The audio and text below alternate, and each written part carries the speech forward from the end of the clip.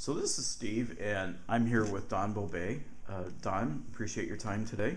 Thank you, Steve. Short time ago, you announced a decision that you'd made concerning the elections next year. Why don't you give me a little bit of background about that? Yeah, I'm at a time of my life that I wanted to return my time to the city of Fort Wayne. My family's been here a long time, and I put together a little PowerPoint presentation to tell a little bit about myself and my family. And so a little bit about Don Bobay. If I can get the, no, it's not working. There it goes. First of all, one of the questions that's most asked is, where is the second district? And so the answer to that is that it's the city of Fort Wayne is made up of 6 districts, and then we have the 3 at-large candidates. So the city council is really made up of 9 individuals that are making decisions in the city of Fort Wayne. The second district is located in the northern, or in the central northern part of the city. It's in a configuration of a large C. It starts at the northern part up along Union Chapel Road, and it encompasses the Pine Valley area. And it kind of slips down along the river and follows the river down to the confluence of the 3 rivers, and it runs over to the Maple Crest area. What's a little bit of demographics about the second district?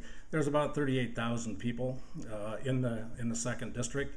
Of that 38,000, about 29,000 of those are actually registered, so it's a high percentage.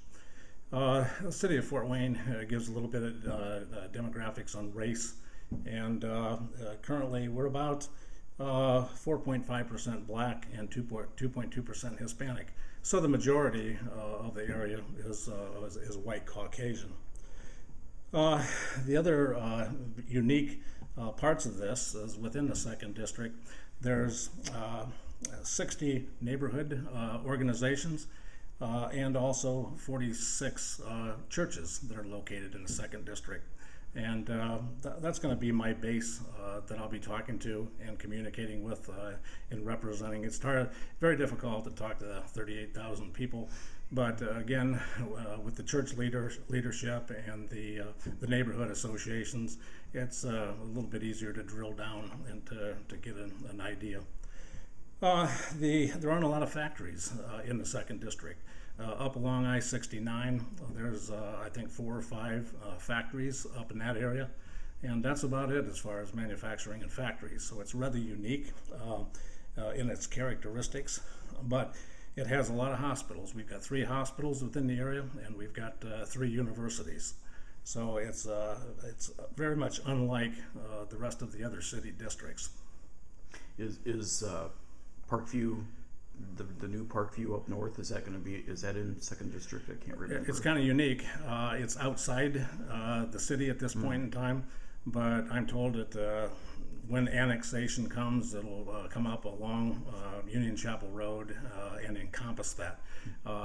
Its location, it really doesn't matter whether it's in the city or outside the city, because it's a non-taxable issue as far as the city of Fort Wayne. A little bit about Don Bobay. Some of the people ask, who is Don?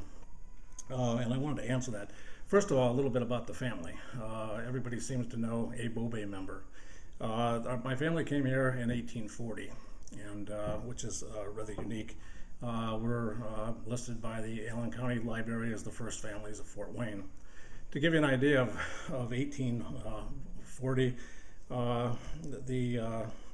of how far back that was, it was just 20 years prior to that, 21 years prior to that, that the last flag was dropped on the old fort. And the Indians were relocated in 1846. That was the Miami Indians that were relocated out to Kansas.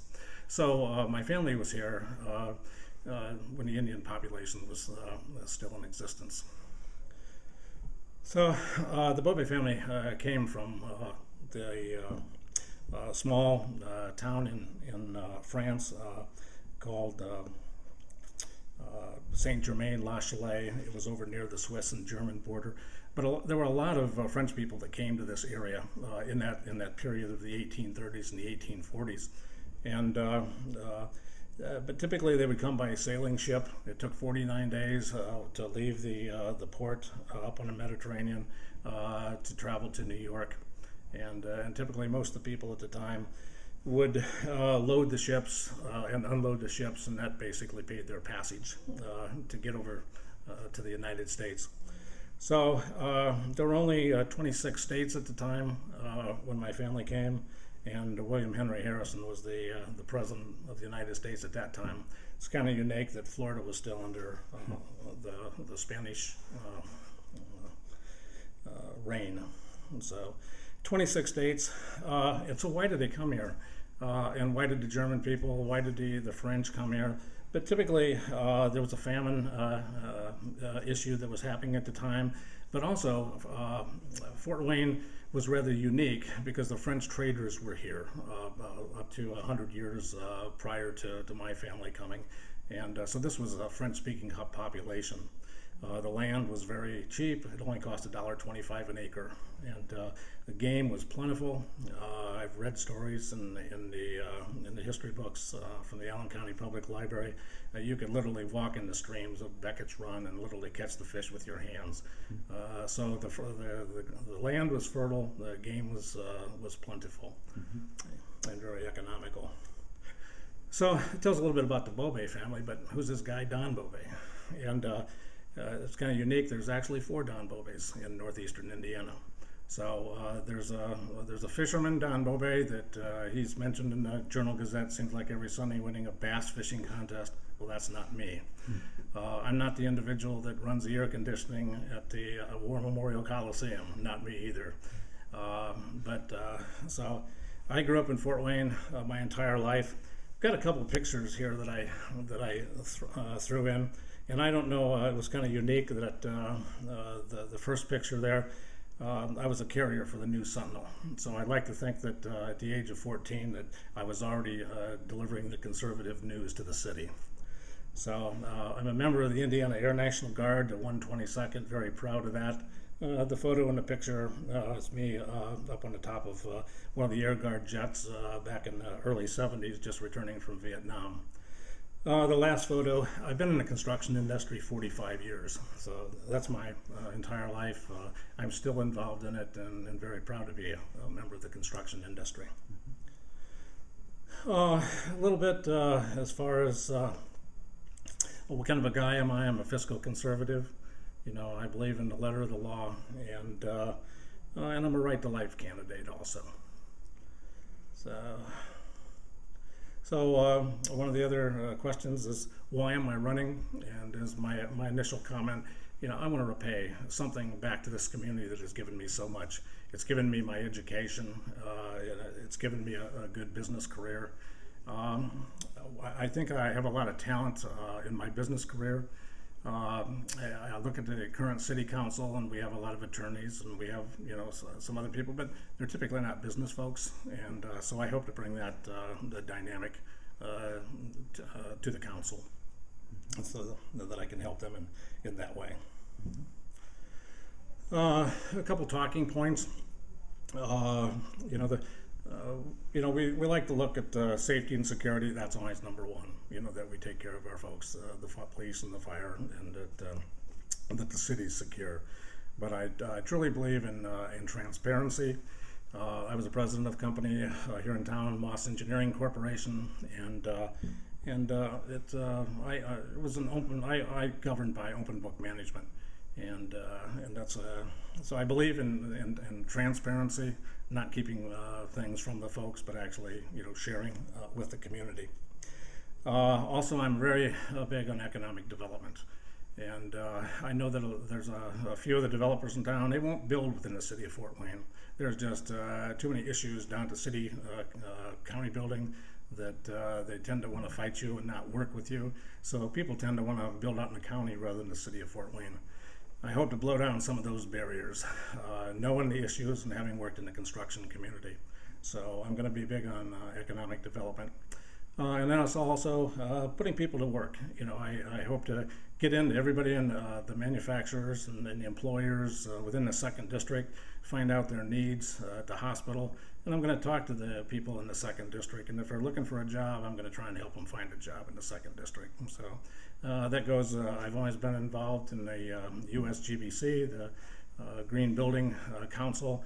And we want to cut down on people having to drive. If you can work in your neighborhood, that's an ideal situation. And so we'd like to cut down on some of that driving, and if I can put people to work in the second district that live in the second district, I'd like to do that. This is a very unique shot. My office is just off a Speedway Drive, and as I look out my window, I see the flag every day. And so I like to think that when I look out there, I like to say the Pledge of Allegiance. To me, it's more than just a pledge, but it's also a prayer. And the pledge was developed back in 1892, and it's been around a long time. It's changed many times in scope, and so yeah, to me, it's more than just a pledge. It's also a daily prayer. So, in general, that's an overview of myself and why I want to run for city council. Why you want to run? I want to run for the city of Fort Wayne, for the city council. It's my way of paying back on behalf of my family for all of the blessings that I have from that I've acquired. From my education at Precious Blood and Central Catholic High School, at IPFW, to being a member of the Indiana Air National Guard, as a member of the 122nd. And also, the community's been very good to me economically, having worked in the construction industry for 45 years, and it's time for me to now pay back. Mm-hmm. Right. Okay. Well, Don, we appreciate your time today. All right. Thank you, Steve. Thank you.